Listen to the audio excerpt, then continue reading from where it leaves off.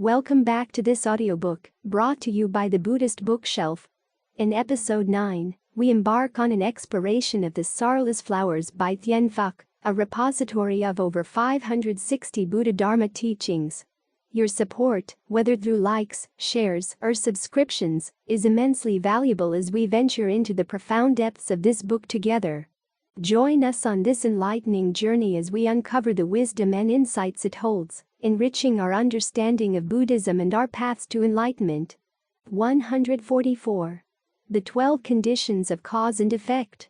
All things in the phenomenal world are brought into being by the combination of various causes and conditions, 12 links of dependent origination. They are relative and without substantiality or self-entity.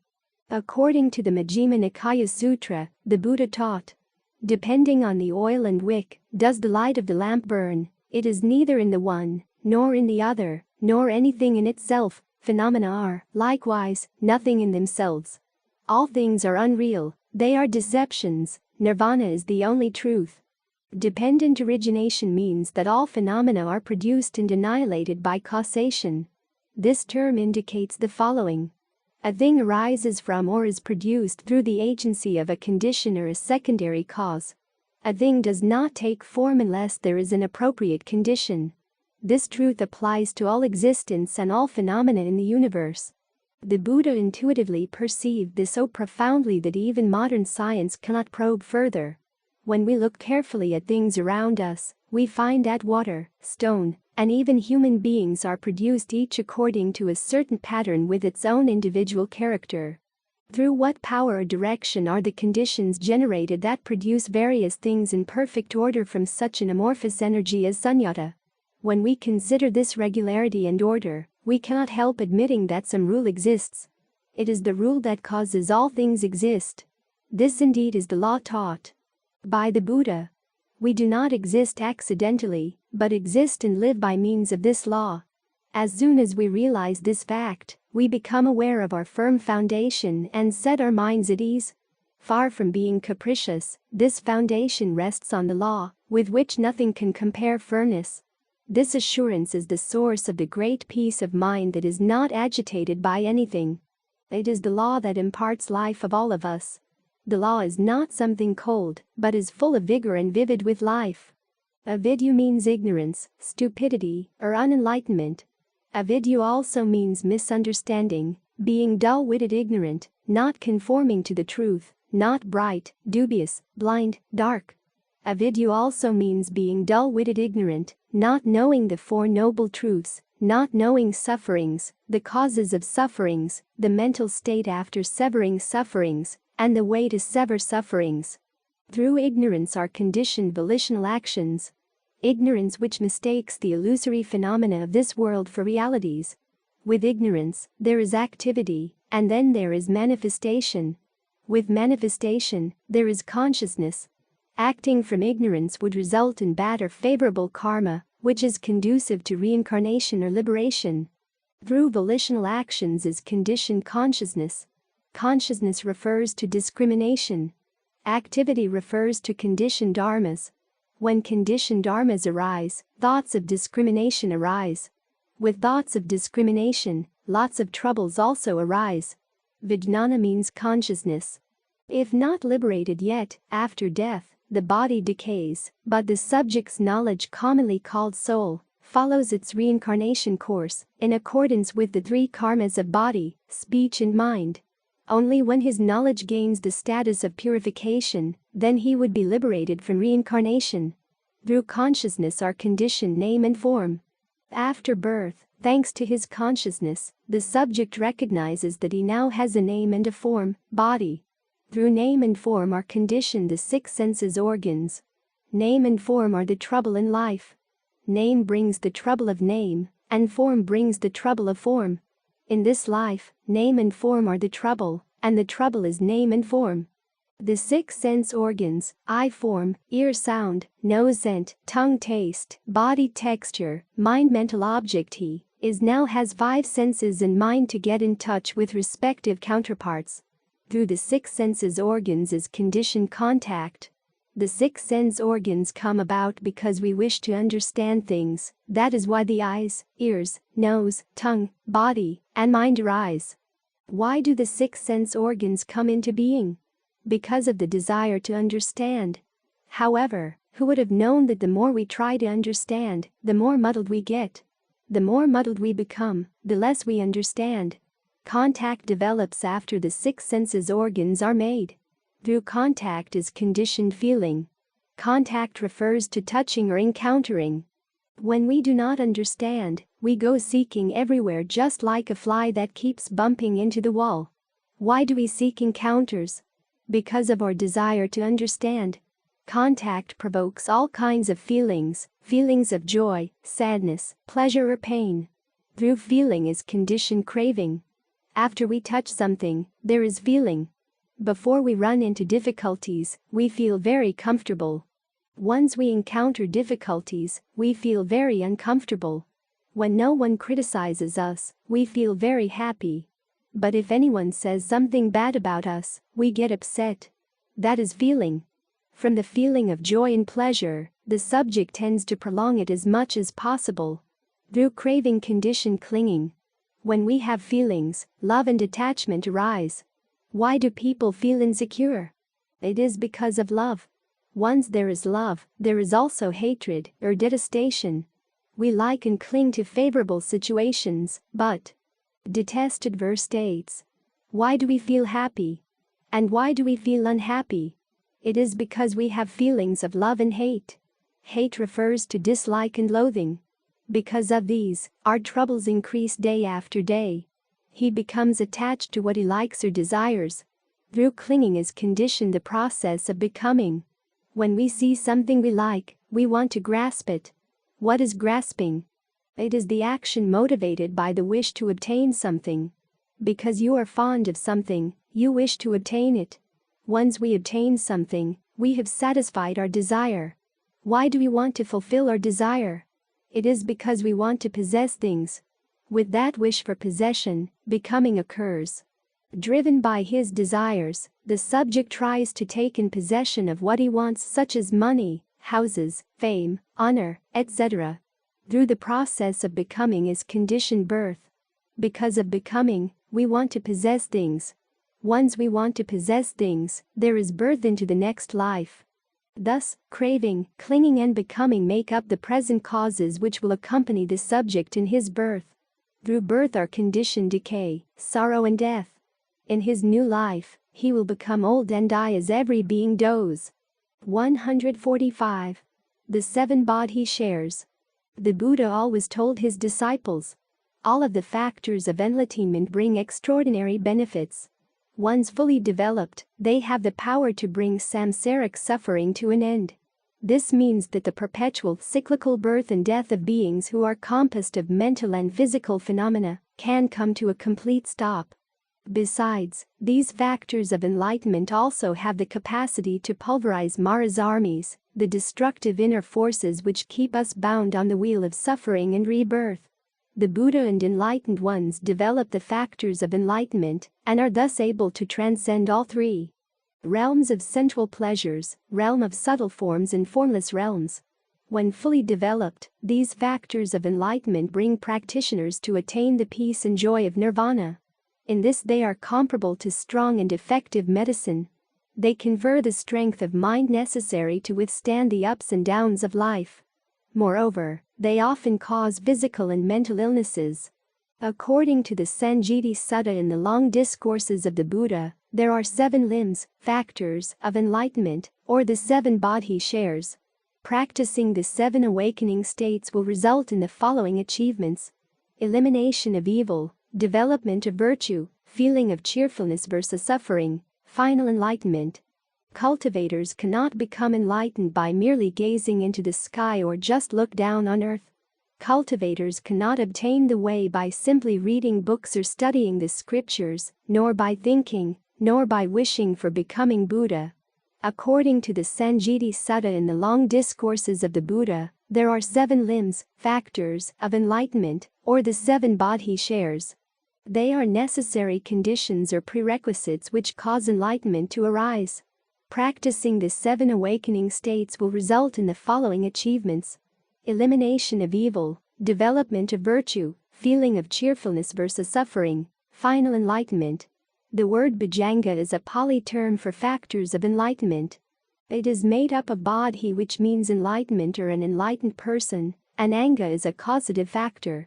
Thus a Bhujanga is a causative factor of an enlightened being, or a cause for enlightenment. A second sense of the word Bhujanga is based on alternative meanings of its 2 Pali roots. Thus the alternative meaning of Bodhi is the knowledge that comprehends or sees the 4 noble truths and the Eightfold Noble Path. Sometimes, 7 factors of enlightenment are known as Sambhujanga. The prefix Sam means full or complete. However, the prefix does not change the meaning of the 7 factors of enlightenment.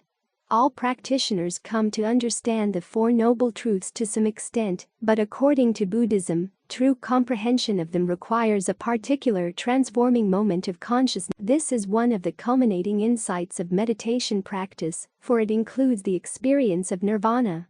Once a practitioner has experienced this, he or she deeply knows the 4 noble truths, and thus is considered to contain the Bhujangas inside him or herself. Such a person is called noble. Thus, Bhujangas or enlightenment factors also are parts or qualities of a noble person. The 7 factors of enlightenment include selection of the proper Dharma, constant effort, cheerfulness or high spirits, peaceful mind, remembrance of the Dharma, concentration ability, and non-attachment ability.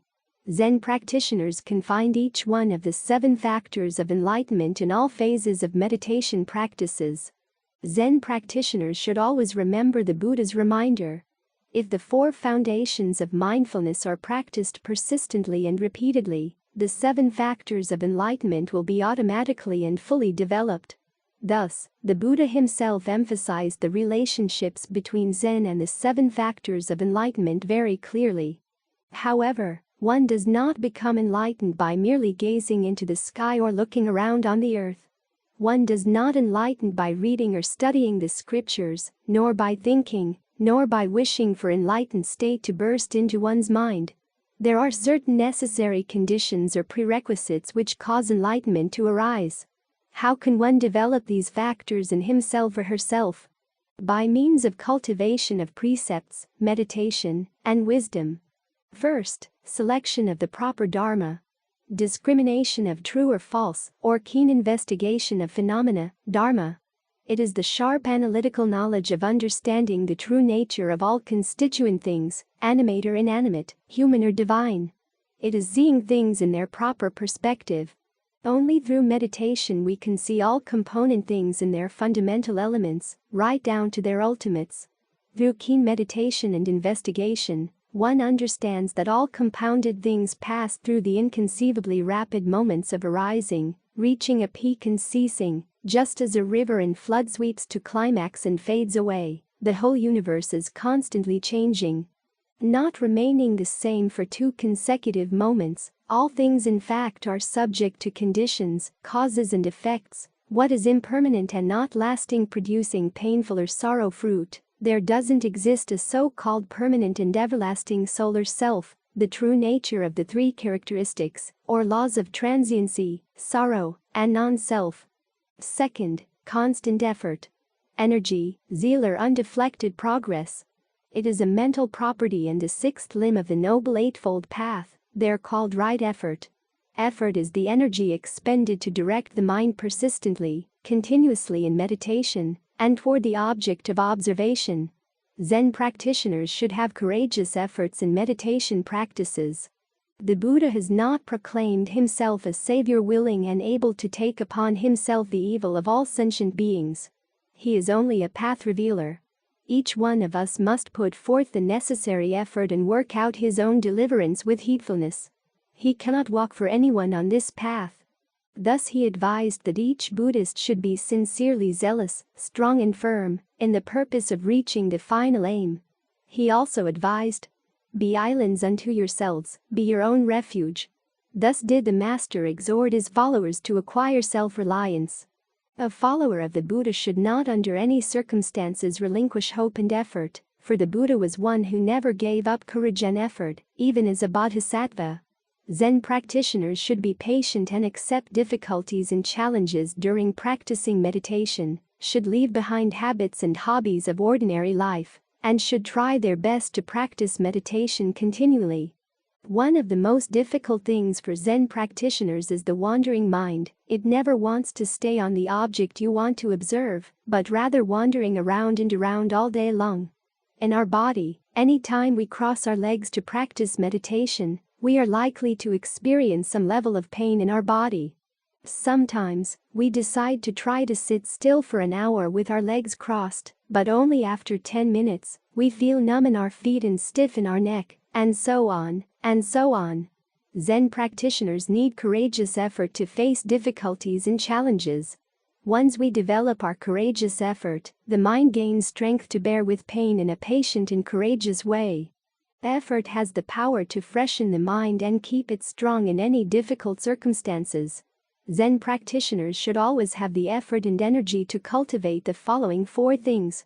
Effort to initiate virtues not yet arisen, effort to consolidate, increase, and not deteriorate virtues already arisen, effort not to initiate sins not yet arisen, effort to eliminate sins already arisen. In the Dhammapada Sutta, sentence 280, the Buddha taught, "The idler who does not strive, who, though young and strong, is full of sloth, who is weak in resolution and thought, that lazy and idle man, will never find the way to wisdom, the way to enlightenment and deliverance." Third, cheerfulness or high spirits. Rapture means joy, happiness, or delight, but a special characteristic of rapture is that it can pervade associated mental states, making them delight and happy and bringing a sense of deep satisfaction. Pity is a mental property, and is a quality which deeply influences both the body and mind. A man lacking in this quality cannot advance along the path to enlightenment. In him there will always arise sullen indifference to the Dharma, an aversion to the practice of meditation, and morbid manifestations. Zen practitioners should always remember that rapture only develops when the mind is relatively clean of afflictions. In order for us to be clean of afflictions, we have no other choices but to be mindful from moment to moment, so that concentration arises and the afflictions are eliminated. Therefore, we must be developing rapture through mindfulness continuously, whether when we are walking, standing, lying down, sitting, or doing other tasks. To practice pity or joy, Buddhist cultivators should always remember that happiness is a matter of the mind, and it should never be sought in external and material things, though they may be instrumental in any way. Only those who possess the quality of contentment can experience real happiness. Buddhist cultivators should always remember that there is a vast difference between pleasure and happiness. Pleasure, or pleasant feeling, is something very momentary and fleeting. Pleasant feeling may be an indicative sign of suffering, for what we hug in great glee this moment may turn to be a source of suffering the next moment. Seeing a form, hearing a sound, perceiving an odor, tasting a flavor, feeling some tangible thing, cognizing an idea, we are usually moved, and from those sense objects and mental objects, we experience a certain degree of pleasure. However, they are all temporary. They are only a passing show of phenomena. Real happiness or rapture does not come through grasping or clinging to things, animate or inanimate, but from giving up. The Buddha left behind his glorious palace, beautiful wife, good son, as well as kingdom authority, and became a homeless monk. Eventually he attained enlightenment and deliverance. Do we have any other choices if we wish to attain enlightenment and deliverance? Fourth, peaceful mind. Peaceful mind means ease, tranquility, riddance of all grossness or weight of body or mind, so that they may be light, free and at ease. Many people's minds are always in a state of agitation all the time. Their minds wandering here and there non-stop. When the mind is scattered, it is difficult for us to control our actions. On the contrary, we begin to act according to whims and fancies without considering properly whether an action is wholesome or not. There are 2 kinds of tranquility. The calm of the body means the calm of all mental properties, rather than the only physical body.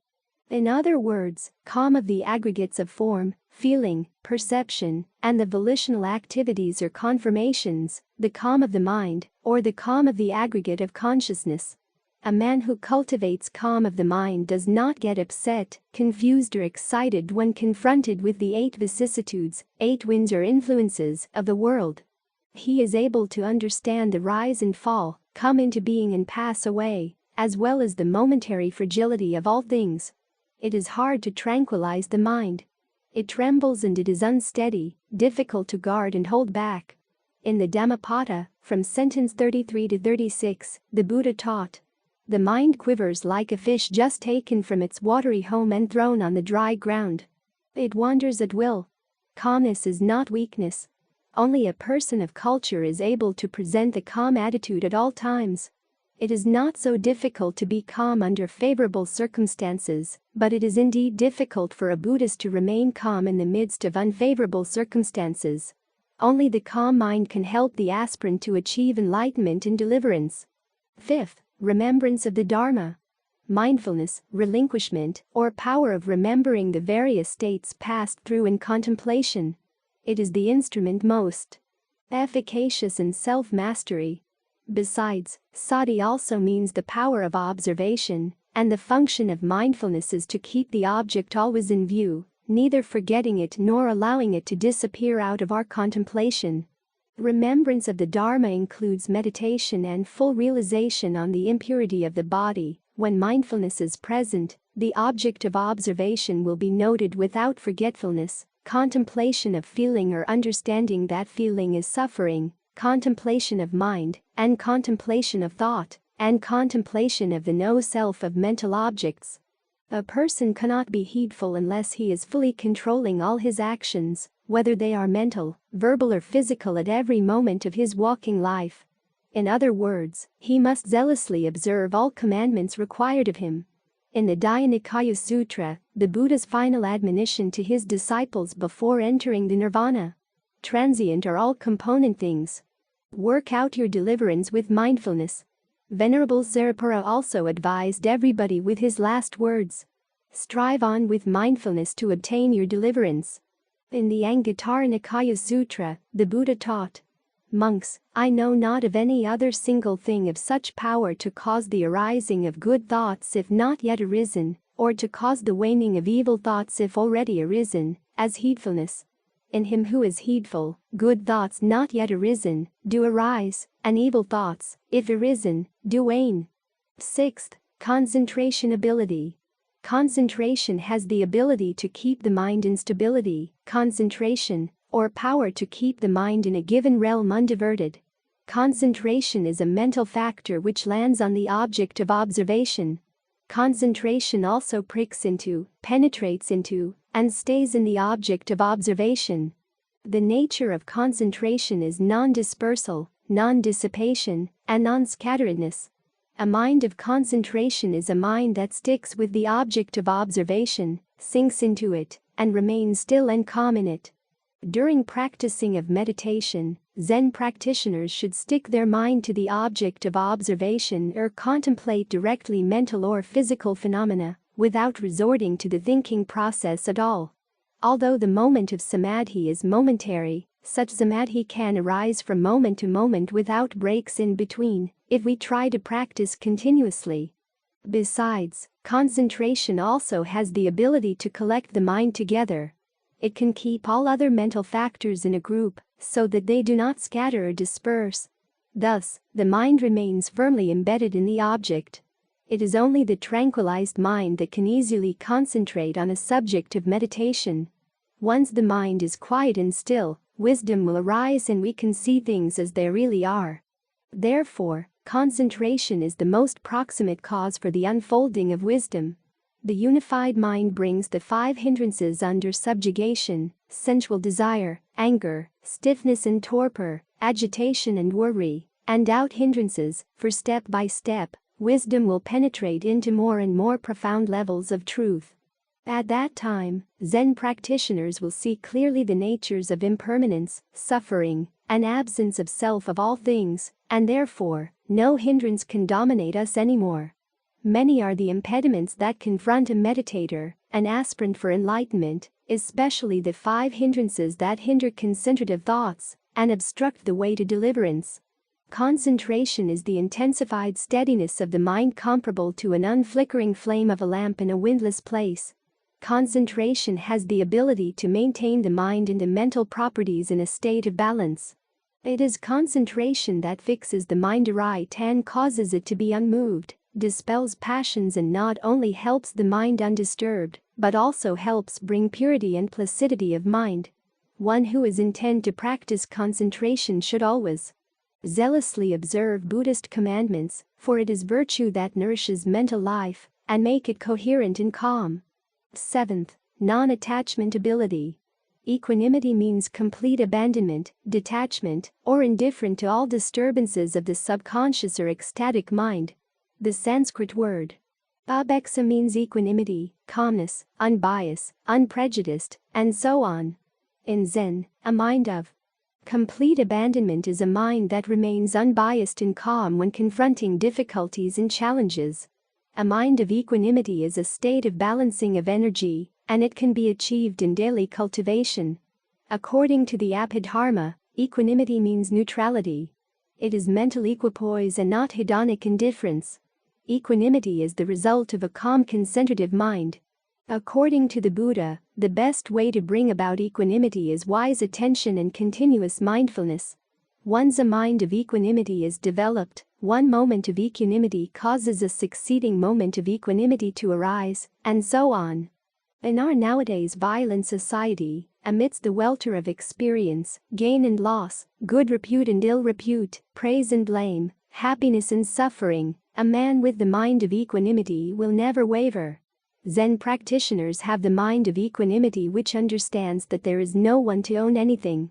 In Dharmapada, sentence 83, the Buddha taught, "Truly the good give up longing for everything. The good sage is not with thoughts of craving. Touched by happiness or by pain, the wise show neither elation nor depression." A man who has reached perfect neutrality through the cultivation of equanimity always avoids the following 4 wrong paths: the path of greed, hate, cowardice, and delusion. A man who has reached perfect neutrality through cultivation of equanimity always has his serene neutrality, which enables him to see all beings impartially. 146. 4 right efforts. 4 right, great efforts are right exertions of 4 kinds of restraint, or 4 essentials to be practiced vigilantly. First, endeavor to start performing good deeds. Effort to initiate virtues not yet arisen, or bringing forth goodness not yet brought forth, or bringing good into existence, or to produce merit, row to induce the doing of good deeds. Here a monk rouses his will, makes an effort, stirs up energy, exerts his mind, and strives to produce unarisen wholesome mental states. Second, endeavor to perform more good deeds, or effort to consolidate, increase, and not deteriorate virtues already arisen, developing goodness that is already arisen, develop existing good, or to increase merit when it was already produced, or to encourage the growth and continuance of good deeds that have already started. Here a monk rouses his will, makes an effort, stirs up energy, exerts his mind, and strives to maintain wholesome mental states that have arisen, not to let them fade away, to bring them to greater growth, to the full perfection of development. Third, endeavor to prevent evil from forming, or effort not to initiate sins not yet arisen, or preventing evil that hasn't arisen from arising, to prevent any evil from starting or arising, or to prevent demerit from arising. Here a monk rouses his will, makes an effort, stirs up energy, exerts his mind, and strives to prevent the arising of unarisen evil unwholesome mental states. Fourth, endeavor to eliminate already formed evil, or effort to eliminate sins already arisen, putting an end to existing evil, or to abandon demerit when it arises, row to remove any evil as soon as it starts. Here a monk rouses his will, makes an effort, stirs up energy, exerts his mind, and strives to overcome evil unwholesome mental states that have arisen. 147. 4 sufficiencies. The four sufficiencies or roads to fulfillment that the Buddha taught his disciples to equip them with the necessaries for them to be successful in their cultivation. The Buddha called them four sufficiencies for they are different roads that lead us onward. They are four different qualities of character, each reflecting a different strength of our personality.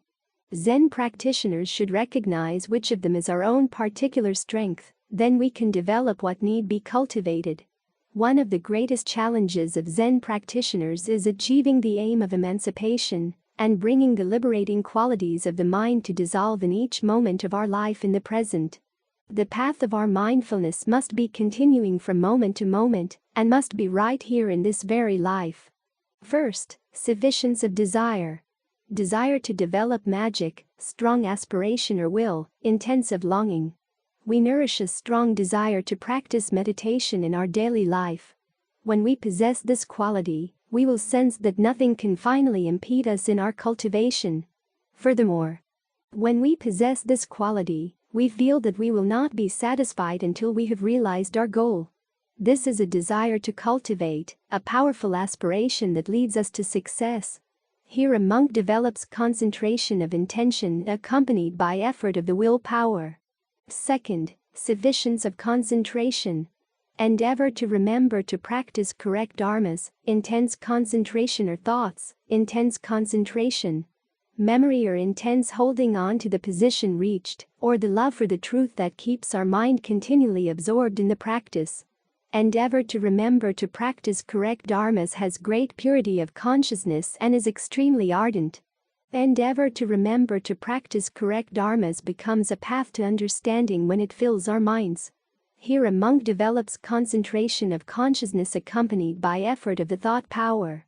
Once we possess endeavor to remember to practice correct dharmas, we continually reflect on Dharma and practice it, nothing else seems equally important. Third, sufficiency of energy. Intensified effort, or effort to realize magic, vigor or exertion. This is the quality of energy. Zen practitioners who possess this quality do not only remain undaunted by the effort required, but also find inspiration in the challenge.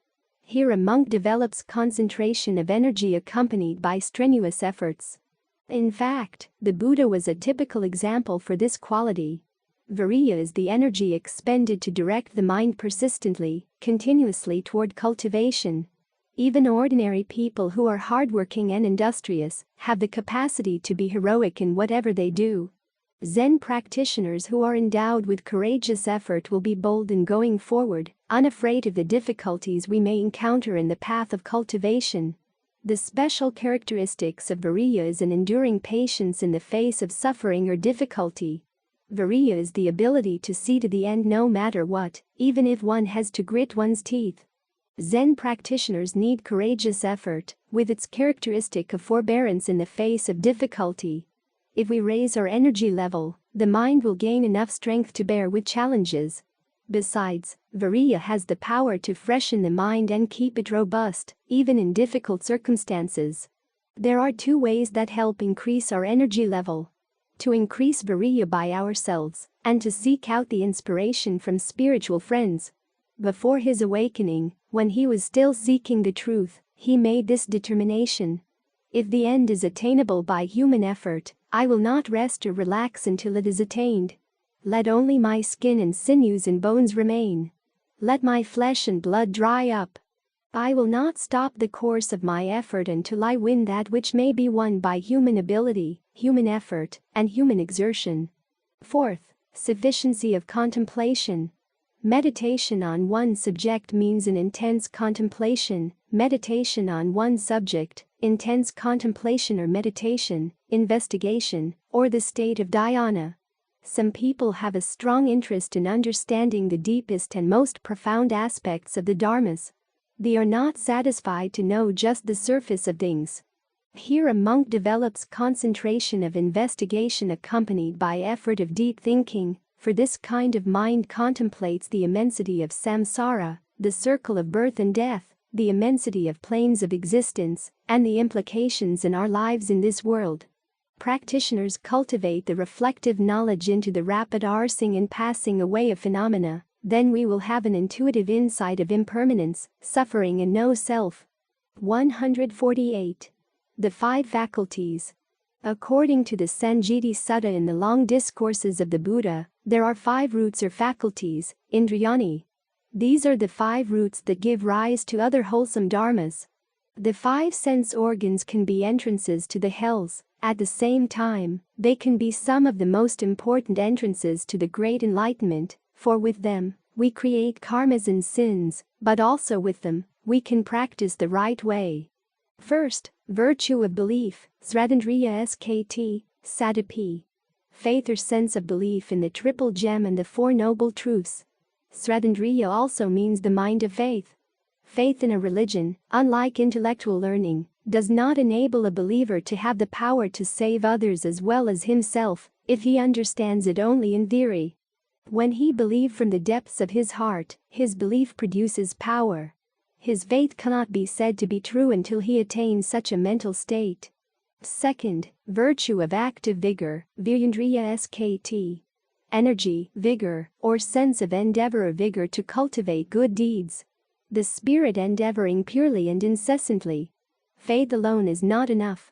Our religious lives cannot be true unless we maintain our faith purely and constantly endeavor, so that our religious spirit does not weaken or lose its power. Third, virtue of mindfulness, smritandriya skt. Memory or mindfulness or sense of memory or right memory. The mind that always focuses upon the Buddha. Practically speaking, of course, it is impossible for us to completely forget the Buddha for even a moment. When a student devotes himself to his studies or when an adult is entirely absorbed in his work, he must concentrate on one object. Doing so accords with the way to Buddhahood. While devoting ourselves to a particular object, we reflect, I am caused to live by the Buddha. When we complete a difficult task we feel relieved, we thank the Buddha, saying, how lucky I am. I am protected by the Buddha. When an evil thought flashes across our mind or we suddenly feel angry, we instantly examine ourselves, thinking, is this the way to Buddhahood? The mind that thus keeps the Buddha in mind at all times is sense of memory. Fourth, concentration, samadhindriya skt. Sense of meditation or visionary meditation, samadhi, or virtue of concentration. The sense of meditation implies a determined mind. Once we have faith in a religion, we are never agitated by anything, whatever may happen.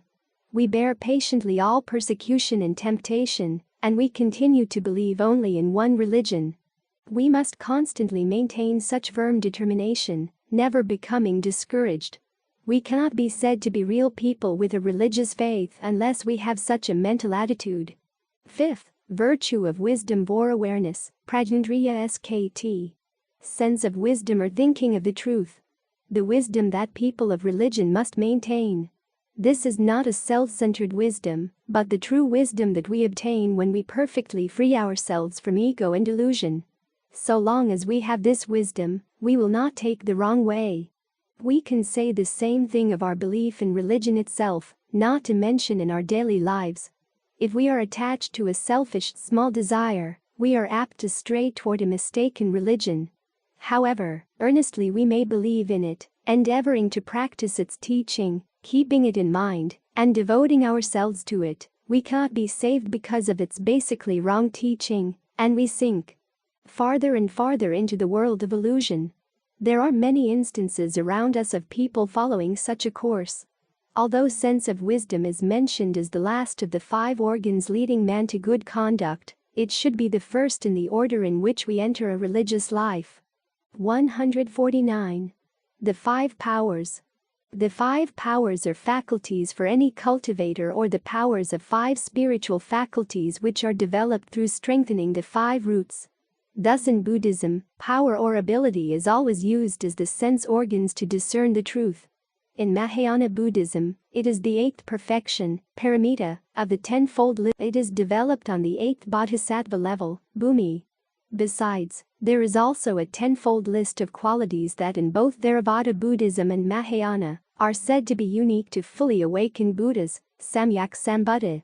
1. Power of knowledge of what is possible and what is impossible, or the power to distinguish right from wrong, Stenasthana Jnana Bala.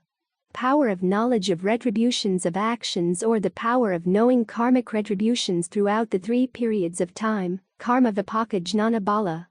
3. Power of knowledge of the concentrations, 8 stages of liberations, meditative absorptions, and attainments, Dhyana Vimoksha Samadhi Samapatti Jnana Bala. 4. Power of knowledge of the relative qualities of beings, or the power of complete knowledge of the powers and faculties of all beings, Indriyaparapara Jnana Bala.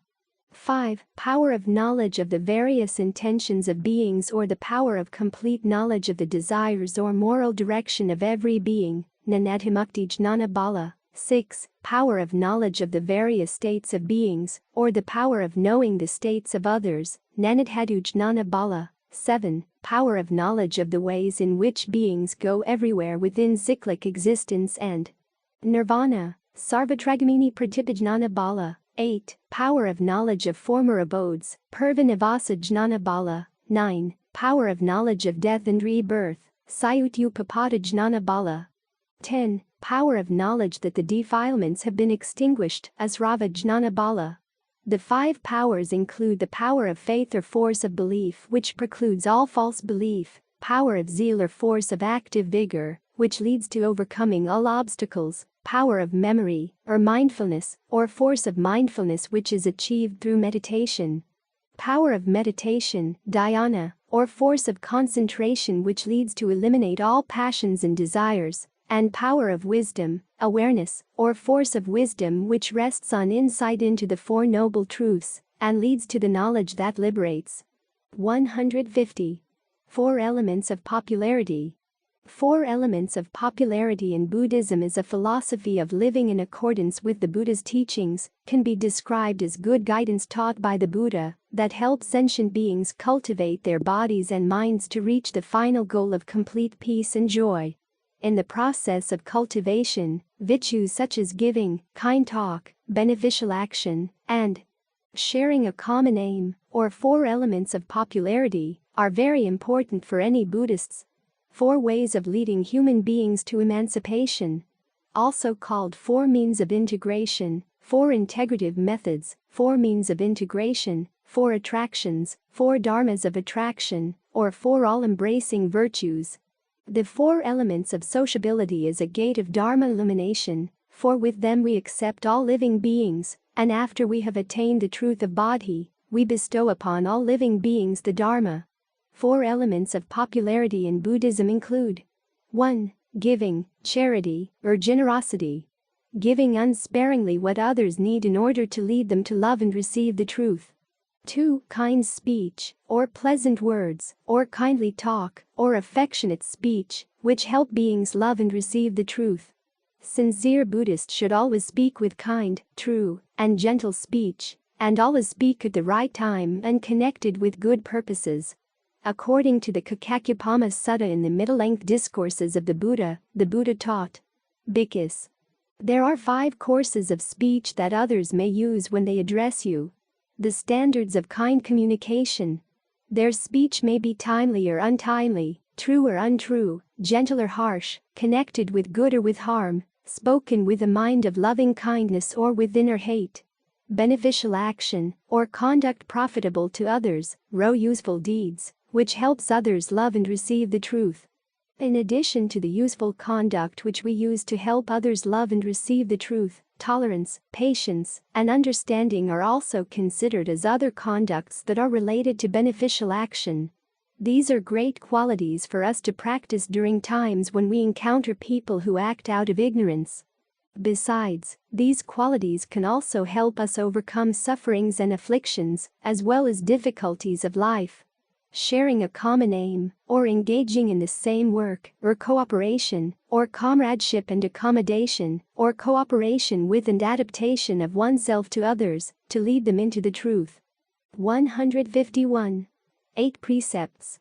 Beside the lay 5 precepts, lay people may also take 8 precepts for a period of 24 hours every month. Many lay people like to take the 8 precepts on new and full moon days or on Buddhist festivals, although they may be taken on any day. The first 5 of these 8 are similar to the 5 lay precepts, with the exception that the precept against unwise sexual behavior, become abstinent from sex, because the precepts are kept for only one day. The sixth precept is to avoid wearing perfume, ornaments and cosmetics, as well as to refrain from singing, dancing and playing music. This precept helps lay people avoid distractions to their practice. Not beautifying the body encourages lay people to cultivate their internal beauty of love, compassion and wisdom. If they sing and dance, then when they sit down to meditate, the tunes keep running throughout their minds. The seventh precept is not to sit or sleep on a high or expensive bed or throne, as this could make them feel proud and superior to others. The eighth precept is not to eat solid food after noon, and to be vegetarian for the day. When some masters give the 8 precepts, they say only lunch may be eaten, while others allow both breakfast and lunch. Some masters permit only water to be taken in the evening, others allow tea with little milk, or fruit juice without pulp. The purpose of this precept is to reduce attachment to food. It also enables lay people to meditate better in the evenings, for if they eat a big supper, they often feel heavy and sleepy. Keeping precepts is not only better for ourselves, but it also helps us increase awareness of our actions, words, and attitudes. It helps us know ourselves better because we'll become aware of our habitual actions. It also enables us to decide beforehand what actions we want to avoid and prevent a situation in which we're tempted to do something we know we'll regret later. 8 precepts are given to lay Buddhists to cultivate the way, and must be observed and strictly followed for one day and night, include 8 rules as follows: not to kill, not killing living beings, not stealing, not to take things not given, not to commit sexual misconduct, not having sexual intercourse, not to lie, not to speak falsely, not telling lies, not to drink wine, not consuming intoxicants, not to indulge in cosmetics or personal adornments, not wearing personal decoration, not to wear makeup, fragrance, and jewelry, not to dance, sing, play or listen to music, and not to sleep on fine or raised, high beds, but on a mat on the ground, and finally not to eat out of regulation, appropriate hours, after noon. Eat only from 11 a.m. to 1 p.m. 152. Recite Buddhist Sutras. Reciting Buddhist sutras means reflecting the meanings in the sutras, not reciting for the sake of reciting. Some sutras describe the virtues of the Buddha. If we have strong faith, reciting and reflecting on one of these sutras can give us great joy and happiness. If we do not try to practice what the Buddha taught in the sutras, it is no use to memorize the sutras.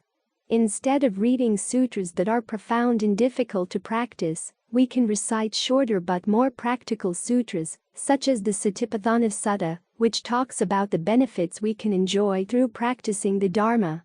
Besides, we can read other sutras that contain inspiring stories of the Sangha, the community of noble ones. Reciting and reflecting on these sutras can fill us with inspiration, which helps lead us to the path of purification. In the Dharmapada Sutra, the Buddha taught, the heedless man, even if he can recite many sacred sutras, but fails to act accordingly, he has no share in the fruits of the monastic life, but is like a cowherd who counts the cows of the master, but has none of his own. Dharmapada 19.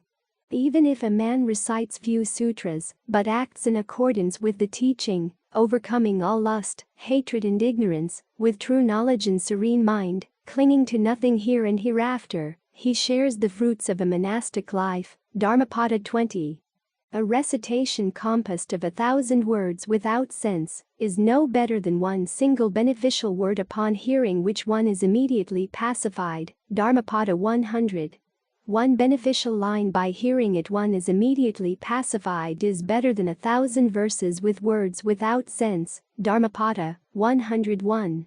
One single word of the Dharma by hearing it one is immediately pacified is better than 100 stanzas comprising senseless words. Dharmapada 102. 153. Recite mantras. The short sutras that contain magical formulas are mantras. However, when reciting mantras, we must first have a proper and sincere mind. If our mind is not proper, then no matter which mantra we learn, it will be deviant.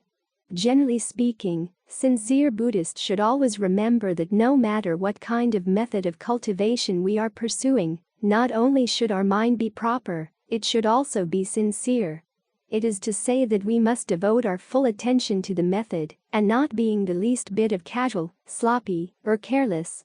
Even though demons always want to harm people, genuine cultivators would never harm anyone under any circumstances. On the contrary, we should always want to benefit beings. Sincere Buddhists should always remember that we recite mantras to develop our compassionate mind and make sure that we do not have even the thought of harming others. We do not recite mantras to subdue demons and ghosts or fight people. Dharani, especially mantra or spell, is emphasized by the Shingon sect. Dharani is a Sanskrit word that means to maintain or preserve the power of wisdom or knowledge. Able to hold on of the good so that it cannot be lost, and likewise of the evil, so that it cannot arise. Dharani also means uniting and upholding, because it unites all dharmas and upholds limitless meanings. All dharmas originate from this source. Dharani is also a synonym for mantra. Dharani is a Sanskrit word, interpreted to mean unite and hold. Dharani is sometimes called mantras, unite all dharmas and hold limitless meanings. They are the chief or the head of all dharmas. A verse of mystical syllables, abbreviation of a sutra to its essential elements, short sutra that contains magical formulas comprised of syllables of symbolic content or mantra. An invocation, usually longer than a mantram which has magical powers in its recitations. Mantras are mystical or magical formulas employed in Tantric Buddhism, mantras of the esoteric vehicle, or diamond vehicle. In Lamaism, Dharani consists of sets of Tibetan words connected with Sanskrit syllables. Entire control or absolute control over good and evil passions and influences. Maintain or preserve the power of wisdom or knowledge. Able to hold on of the good so that it cannot be lost, and likewise of the evil, so that it cannot arise. Dharani, especially mantra or spell, is emphasized by the Shingon sect. Mantras are magical formulas, or mystic forms of prayer, or spells of tantric order, often in Sanskrit, found in China as early as the 3rd century AD. They form a portion of the Dharma, made popular chiefly through the Yogacarya or esoteric school. A Sanskrit term for Tantra means thread. Tantra also means various kinds of texts or discourse attributed to Sakyamuni Buddha, but only appeared sometime around the 7th century in India. In Tantric school, Tantra means secret text spoken by the Buddha for a specific person and rewritten by his disciples. So Tantra means system or continuum of the Buddha's secret words on spiritual development. In Tantric school, Tantra means secret text spoken by the Buddha for a specific person and rewritten by his disciples. So Tantra means system or continuum of the Buddha's secret words on the spiritual development. The term mantra or vidya is not intended to mean a secret, mysterious lore of magical potency, which can be compressed into a magical formula, a spell. Rather, the term is intended to mean the knowledge of the Four Holy Truths, which is fundamental insight of the Buddha. In parallel to the first turning of the wheel, the main subject of which is the Four Holy Truths. Mantra is a secret holy saying or secret teaching of Buddhas whose primary meaning or meanings is not cognitive, but on a spiritual level that transcends ordinary linguistic understanding.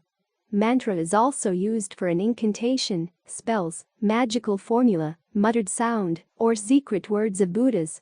A magical formula or invocation believed to have magical powers, used in Tantric Buddhism in Tibet, a power Latin syllable or series of syllables that carry cosmos forces or energies. Mantra is derived from the Sanskrit root man, which means to think or to imagine. Mantras are designed as tools for focusing the mind through repetition. In certain Tantric Buddhism, continuous repetition of mantras is practiced as a form of meditation, to concentrate energy on an object to create spiritual power. A mystical verse or magical formula, incantation, charm, spell. In Pure Land sects, Buddhists utilize the mantra Namo Amitabha Buddha, Namo Amita Butsu Jap. Mantras are also widely used in Vajrayana traditions. They usually invoke the power of a particular Buddha and are used both as a meditative aid and as magical spells that are believed to provide protection and worldly benefits. According to the Buddhist tradition, mantras have 4 benefits for cultivators: help curing an illness, eradicating offenses, producing good on the path of cultivation, and entering the truth. One should not translate mantra under any form, for except the Buddhas and the sages, no one else can really understand the real meaning of the mantra. According to most Venerable Xuanhua, the saying of a mantra is like the secret password of the military. If the reply is correct, there is no further question, everything will be fine. If the reply is incorrect, one is punished. So we must be very careful. According to Dharma Master Thien Phuc in the Unishavajja Dharani Sutra, in all the greatest dharani of the Buddha, this mantra is the best, unequaled, often eliminating suffering for all sentient beings in all the 6 realms of existence. According to the Sutra of the Heart of Great Compassion mantra, Avalokitesvara Bodhisattva, Kuan Yin, said to the Buddha, "Great honored teacher, if any sentient being should assiduously recite the Great Compassion mantra and still descend upon the 3 evil paths, I vow not to attain Buddhahood. If any practitioner should assiduously recite the Great Compassion mantra and fail to be reborn in the lands of the Buddhas, I vow not to attain Buddhahood. If any practitioner should assiduously recite the Great Compassion mantra and not to achieve innumerable samadhis and great eloquence, I vow not to attain Buddhahood. If anyone should assiduously recite the Great Compassion mantra and not have all wishes and hopes of his present life fulfilled, this dharani cannot be called the Great Compassion mantra. The only exceptions are wishes which are unwholesome, and those made when the mind is not utterly sincere. Moreover, practitioners who assiduously recite such dharani as the 1,000-armed Avalokitesvara mantra, the rebirth mantra, etc. with utmost sincerity, can all be reborn in the Western Pure Land or other Pure Lands. According to Tibetan Buddhism, Kalachakra Tantra is one of the most important Indian tantric texts for Tibetan Buddhism. It consists of 3 parts: inner, outer, and other. The first part discusses the external world. The second part focuses on the psycho-physical world of sentient beings, particularly the mystical physiology of subtle energies called winds, prana skt, and drops, bindu skt, which through subtle energy channels, nadi skt. The third section is concerned with visualization practices. The Kalachakra was probably one of the latest tantras produced in South Asia. Some scholars believed that it was probably composed in or near Sogdiana in the 10th century, and it was not transmitted to Tibet until 1027. The text says that it was spoken on the 15th day of the 3rd month after Sakyamuni Buddha's awakening. At the time he appeared on the Vulture Peak dressed in monk's robes and preached the perfection of Wisdom Sutra in 100,000 lines, and he simultaneously manifested at Dyanakataka in South India as the Buddha Kalachakra, in which form he taught the Kalachakra Tantra. The Tantra is said to have been spoken at the request of Sukandra, king of Sambala, and an emanation of the Buddha Vajrapani, who complied the Tantra in its long form, said to be 12,000 verses, but no longer extant. Its central practice is a 6-session yoga. 1. Individual withdrawal of winds. 2. Concentration. 3. Stopping vitality. 4. Retention. 5. Subsequent mindfulness. And 6. Meditative absorption. The initial stages are techniques for withdrawing the winds into the central channel, Avaduti Skt. In the 6th branch one actualizes immutable bliss, which is the object of Kalachakra practice. In Tibet the Tantra forms the basis of the traditional astrological calendar and the medical system. Yearly Kalachakra initiation ceremonies given by the Dalai Lama are among the most popular events of Tibetan Buddhism today, because it is widely believed that receiving the Kalachakra empowerment ensures rebirth in Sambala. Mantras of the Vajrayana Om. Sanskrit syllable that is often found at the beginning of Buddhist mantras. It was inherited from Hinduism, and there are various explanations of its meaning. One common notion found in Mahayana literature is that it symbolizes the fundamental nature of reality, i.e., emptiness, sunyata. This word is also used to show solemn affirmation and respectful assent. Sometimes translated by yes. This is the most comprehensive and venerable symbol of spiritual knowledge in Vajrayana. Is a symbol of form as well as sound. This is not a magic word. In fact, this is not even considered to be a word at all. It is rather a manifestation of spiritual power, symbol that is to be found throughout the East. A word of solemn affirmation and respectful assent, sometimes translated by yes, verily, so be it, and in this sense, compared with amen in Catholic. It is the mystic name for the Hindu triad and has oath significations. It was adopted by Buddhism, especially by the Tantric school, as a mystic spell and as an object of meditation. It forms the first syllable of certain mystical combinations, e.g. Mani Padme Hum, which is a formula of the Tibetan Lamaistic branch, said to be a prayer to Padmapani, each of the 6 syllables having its own mystic power of salvation from the lower paths of transmigration, etc. The formula is used in sorcery, auguries, etc. Mantra Mani Padme Hum or Great Compassion Mantra. A formula of Lamaistic branch. Each of the 6 syllables having its own mystic power of salvation, the lower paths of transmigration. The mantra of Avalokitesvara, who in Mahayana is said to be the embodiment of compassion, karuna. It is the most commonly chanted mantra in Tibetan Buddhism, probably due to the fact that Avalokitesvara is widely viewed as being particularly closely associated with Tibet and its history. Several of the most prominent lineages of reincarnating lamas, Sprulsku Tib, including the Dalai Lamas and the Argyalbakar Mapa, are believed to be physical manifestations of Avalokitesvara. The meaning of the mantra has been debated by contemporary scholars. Some read Padm, lotus, as a Sanskrit locative, in which case it would be translated as jewel in the lotus hum. Others interpret Padm as a vocative feminine, and thus translated as jewel lotus hum. Both readings are, however, problematic. In the first interpretation, the mantra would be ungrammatical, which is not uncommon with Buddhist Sanskrit mantras, and the second interpretation faces the problem of why a male Buddha would be referred to with a feminine vocative. This is the most important and oldest mantra of Tibetan Tantric Buddhism. These 6 syllables are an expression of the basic attitude of compassion, and the recitation of them expresses the longing for liberation. Devout Buddhists should always remember that to have faith in mantras in Buddhism does not have the same meaning as to have faith in worldly charms. In Vietnam, there still exist some local customs of worldly charms, incantations, observance of lucky hours, lucky days, bad days, and devil dancing, and so on. In the Brihmajala Sutra, we can see clearly that these customs are totally contradictory with the Buddhist fundamental principles. They are the surviving bad customs of fetishism and pantheism, as well as other heretic religions.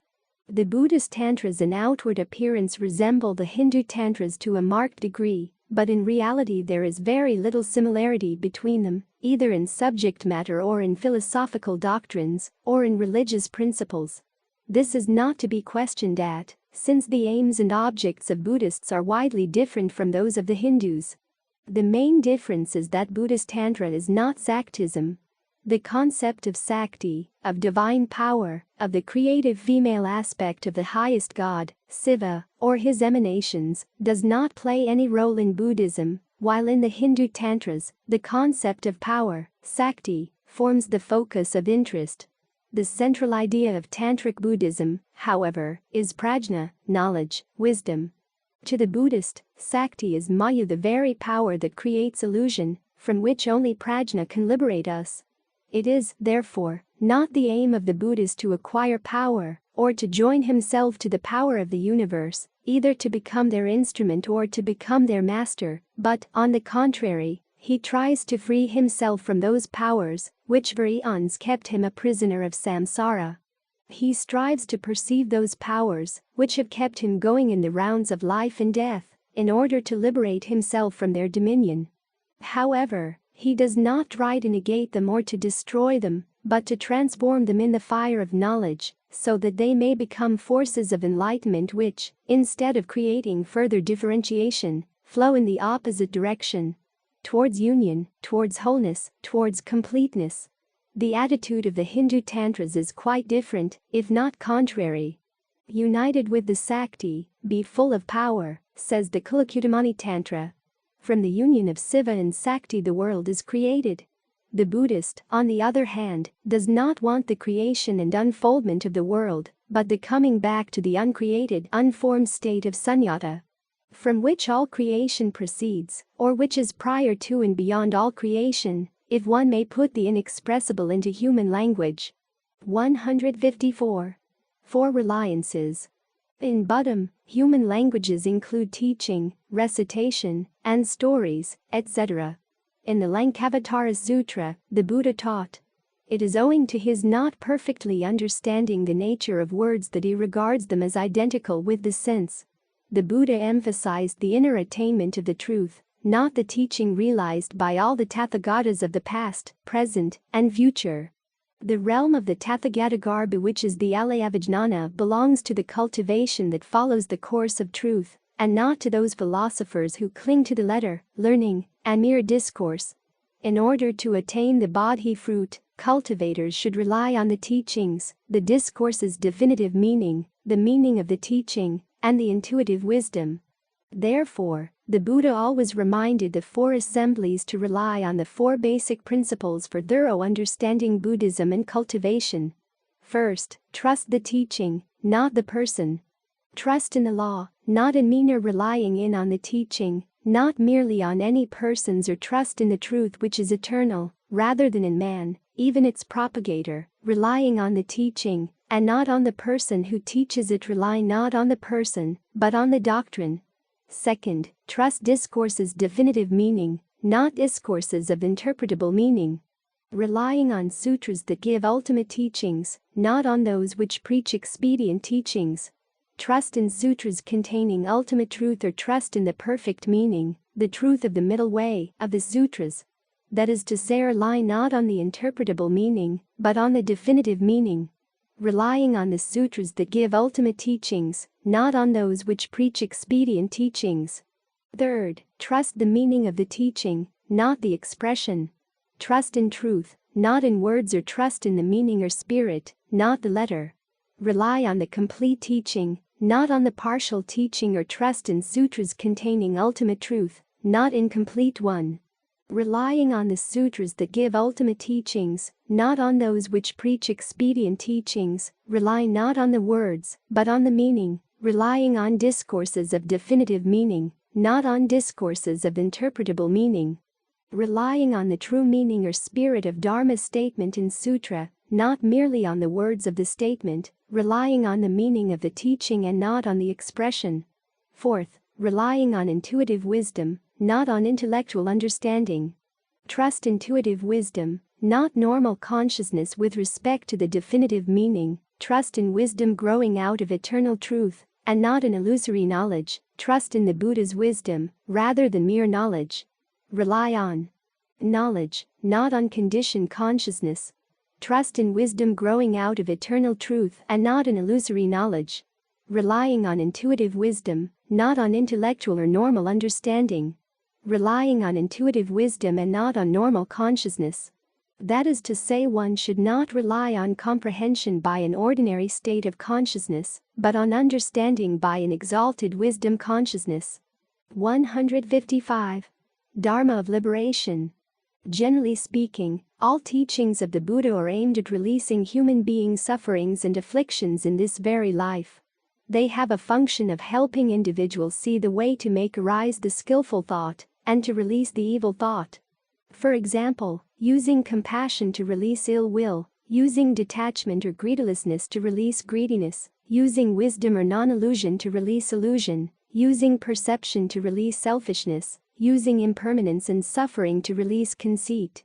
For lay people who still have duties to do in daily life for themselves and their families, work, religion, and country, the Buddha specifically introduced different means and methods, especially the Buddha's teachings in the advices to lay people, Sigalaka Sutra.